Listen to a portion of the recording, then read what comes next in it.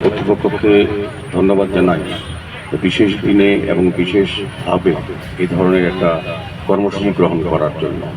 আমরা বিশ্বাস করি যারা স্টুডেন্টরা আছেন এই বিদ্যালয়ের এমনি সুনাম আছে, এই রাজ্যের অন্যান্য বিদ্যালয়ের থেকে অনেকটা এগিয়ে আছে শিক্ষার ক্ষেত্রে বলবো।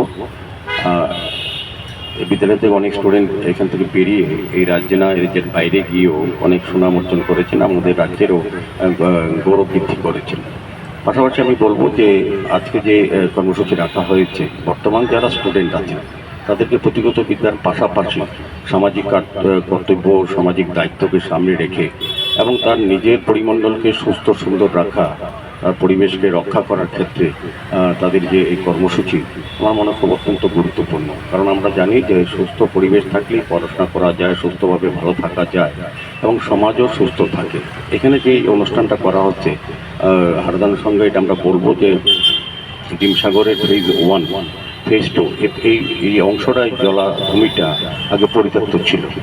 এই অঞ্চলটা ছিল একদম আমি বলবো যে আমাদের ডাম্পিং ইয়ার্ডের মতো, সমস্ত আবর্জনা নোংরা এই পুকুরে মানুষ ফেলত, এই এলাকা যারা বসবাস করতেন।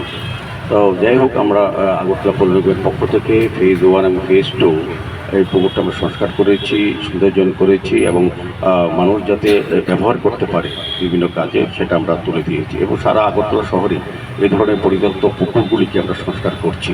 কারণ এই কারণে যে এই পুকুর থেকে এখানে থেকেই পরিবেশ দূষণ হয়, তার পরিচিত মানুষ অসুস্থ হয় আর স্বাভাবিক জীবনযাত্রা যাদেরকে পরিবেশ ধারণা থাকে, যেটা আমি বলবো যে মানুষ ঠিকভাবে বাঁচতে পারে না। এবং বৃক্ষরোপণ যেটা করা হয়েছে, ম্যাডাম যেটা বলেছেন যে বৃক্ষরোপণ করার উদ্দেশ্য হচ্ছে ফ্রি অক্সিজেন, আমাদের প্রকৃতির যে ভারসাম্য রক্ষা করে এই ধরনের আমরা গাছ। তা আমরা কারণে সারা বছর ব্যাপী বিভিন্ন সরকারি বেসরকারি